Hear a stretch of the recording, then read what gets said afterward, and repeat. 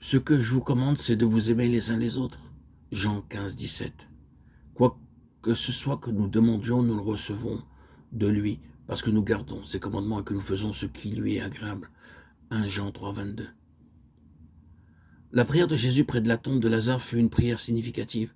Ils ôtèrent donc la pierre. Jésus leva les yeux en haut et dit, « Père, je te rends grâce de ce que tu m'as exaucé. » Jean 11, 41. Il était sur deux choses. Les oreilles du Père étaient ouvertes pour le Fils parce que les oreilles du Fils étaient ouvertes pour le Père. Si nos prières veulent être exaucées, le seul moyen d'apprendre l'obéissance, à l'image du Père terrestre qui répond à l'enfant obéissant plutôt qu'à l'enfant désobéissant, ainsi Dieu répondra à tous ses enfants obéissants. C'est le véritable chemin pour connaître la plénitude du Saint-Esprit. Nous sommes témoins de ces choses, de même que le Saint-Esprit que Dieu a donné à ceux qui lui obéissent. Acte 5, 32. Lorsque nous demandons la plénitude de l'Esprit avec un motif mauvais, Dieu ne peut jamais nous l'accorder. Le motif doit être lui obéir et faire pleinement sa volonté. Au verset 29, le motif des apôtres pour demander la plénitude du Saint-Esprit est clair. Obéir à Dieu plutôt qu'aux hommes. Aussi furent-ils remplis immédiatement. Nous devons apprendre à obéir à Dieu, même au prix de nos vies. Dieu utilisa des hommes illettrés, des pécheurs à cause de leur obéissance. Des hommes les considéraient et étaient émerveillés de leur sagesse. Et Dieu les choisit à cause de leur seul désir brûlant de lui obéir, même au prix de leur vie. Le véritable test de notre foi est l'obéissance.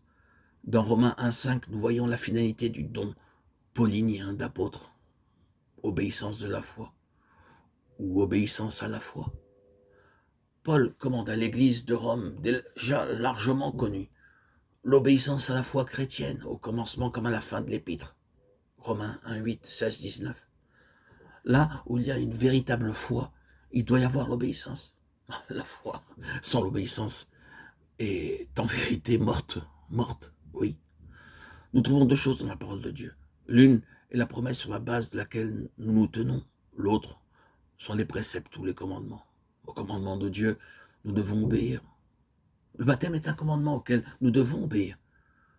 Nous ne pouvons pas croire les promesses si nous n'obéissons pas aux préceptes.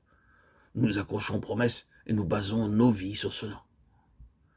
Dieu attend la même chose lorsque nous regardons à ses préceptes, quel que soit le prix pour progresser dans l'obéissance. Le modèle d'une foi véritable est lorsqu'une personne non seulement croit, mais également obéit. Finalement, le véritable modèle pour rendre notre salut sûr est l'obéissance. Dans Hébreux 5,9, nous voyons Christ comme étant parfait. Il est devenu pour tous ceux qui lui obéissent l'auteur d'un salut éternel. Pendant longtemps, je me posais des questions au sujet de la sécurité éternelle. C'est un sujet explosif, vous en conviendrez. Je crois en l'éternelle sécurité, mais je ne crois pas à la sécurité de la chair. Certains prennent comme excuse Jean 10, 28, 29 pour vivre une vie charnelle. Ce sont des versets de l'Écriture souvent cités, à partir du verset 27 et pour arriver à la pleine signification du sujet. Mes brebis entendent ma voix. Moi, je les connais et elles me suivent. Si vous êtes une brebis de Dieu, entendant sa voix, le suivant alors, les versets 28 et 29 vous appartiennent. Si la première partie n'est pas vraie dans nos vies, la dernière partie ne pourra pas s'appliquer à nous. Aucun homme ne peut nous ravir de sa main, à condition d'être son enfant. Et ceci constitue la sécurité de notre salut. Il est devenu, pour tous ceux qui lui obéissent, l'auteur d'un salut éternel. Hébreux 5, 9. Dieu attend de nous que nous lui soyons obéissants.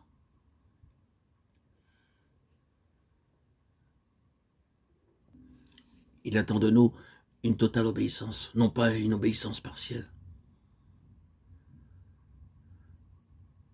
Lorsque Dieu veut nous convaincre de quelques péchés dans nos vies, sommes-nous prêts à les abandonner?